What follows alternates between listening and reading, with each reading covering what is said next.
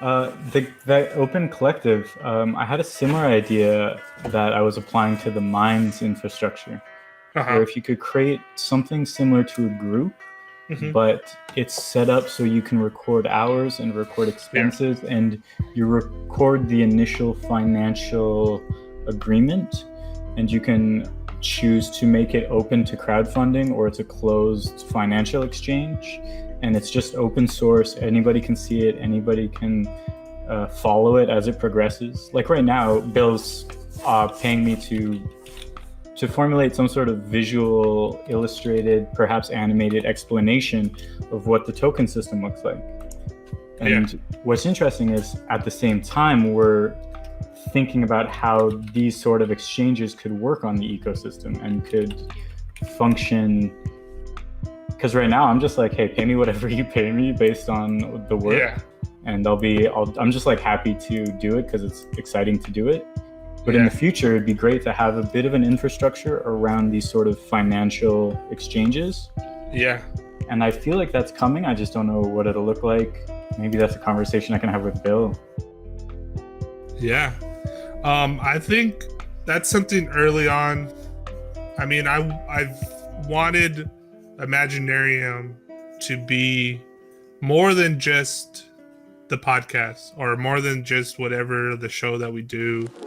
The podcast and the show are, in my mind, kind of secondary to what I'm really thinking. And what I'm really thinking is how to practically, okay, we all talk about this near future where it's collaborative, decentralized thing, right? Mm-hmm. How would that actually work and then like actually live in that future?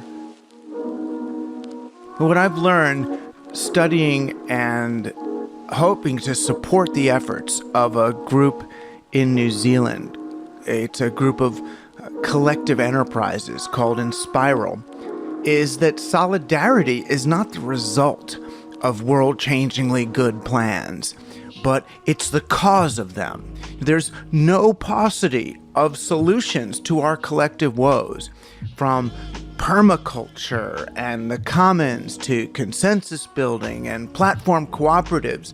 But what we too often lack are the communities of people to organize and apply these solutions in the real world from the bottom up. And it really doesn't have to be this way. The Occupy movement has long been criticized as lacking substance or purpose, as if it was just some bunch of idealistic college kids and dropouts with great motives but no plan. But to me, this was precisely their strength. They had a willingness to gather together with no particular expectation other than to forge solidarity and model a new approach to social change. So it was less some demand or an eschatological goal than a process. It was a new normative state, a new way of occupying reality. And this may not have been Adbusters' original intent when they first called for a protest against Wall Street, but it's simply what happened when people came together with a determination to engage in the long game of social change, one collaborative step at a time. So no, Occupy maybe didn't achieve some landmark concession from the government or the corporate sector, but it set in motion a new approach to collective action, to governance, to trade. Or maybe it just retrieved some really old, long-lost approaches. But these mechanisms, they weren't a part of some master plan, but they emerged in response to the needs of people engaging differently in real time. And the needs of the people in the park changed, so then different experts rushed into the scene to provide food solutions or technology solutions, Wi-Fi.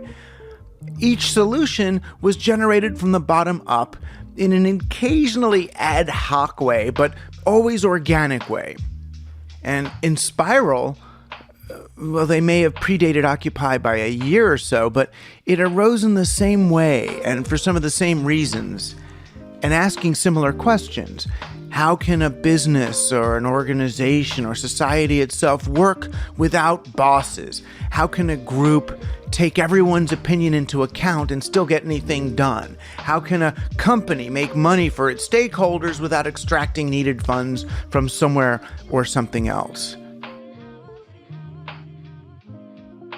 There's a quote I like, which is that the best option is the option which creates the most new options. Yeah. And that's like almost the definition of scalable, which is like if we don't commit to like forcing it to be a certain way, then it has room to grow. And the collective solutions, they're now thriving initiatives, and they were as much responses to the collective's own challenges as they were, bright ideas, universal solutions for the world. They weren't even meant as that. They came up with Lumio, which is a consensus tool modeled on the Occupy movement's General Assembly meeting style, and it helps groups agree on difficult issues. And instead of promoting winner-takes-all polarizing outcomes, like the outcomes of traditional debate and elections, it seeks to minimize total discomfort with group choices. And yes, solving this problem for themselves gave Inspiral a tool that was applicable far and wide, as the Podemos movement in Spain or local government debates in the United Kingdom. Likewise, Inspiral has something called the Experience Agency, and it organizes and facilitates events and retreats, but only because its founders needed to develop this expertise to facilitate their own meetings and workshops on open source. So the efforts grow, but they don't really scale in the way that Silicon Valley thinks of growth. It's not the one-size-fits-all industrial age solutions that are now being distributed through digital networks. It's initiatives that spread because they're techniques that can be modeled by others and then adapted to particular circumstances. Oh, hey, I tried this. Oh, yeah, we could try that too. But they're not products, but they're processes. They're less services, really, than offerings. And as I see it, the problems engendered by these monolithic solutions of industrial capitalism, they're not countered by more big solutions, but by many different local responses. And Inspiral's methodologies are more fundamental in that sense than any fully realized rendering of an eco-village or a white paper for some other blockchain solution to global poverty. Like the service offered by Inspiral's companies, they're not answers to your challenges so much as recipes for finding and developing your own. The work itself, the process of collaboration, ends up as important as whatever product or service that's ultimately being delivered. It's less some final solution that can be thought up, written down, and emailed to the world than it is a simple commitment to engaging honestly, openly, and transparently from the beginning. At that point, the objective isn't to win an argument, but to get to a place where their discussion itself generates novel solutions, or even compromises.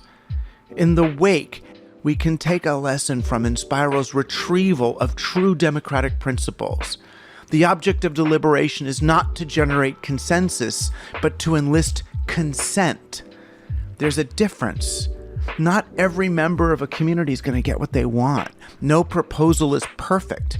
So instead of making a proposition and arguing that it's the best possible solution to our problems, we can instead say, I want to try something. Does anyone think it will do harm? The attitude shifts toward personal agency over unity, towards small, iterative changes over large-scale renovations. It's not about whether everyone loves it. It's about whether everyone can tolerate it. It may be harder to get everyone on board the idea of mere tolerance when they've got victory in mind. But the sooner we realize that winning just sucks when the others must lose, the sooner we'll break free of the maddening pendulum swings of winner-takes-all competition, and the less totalizing our solutions will have to be.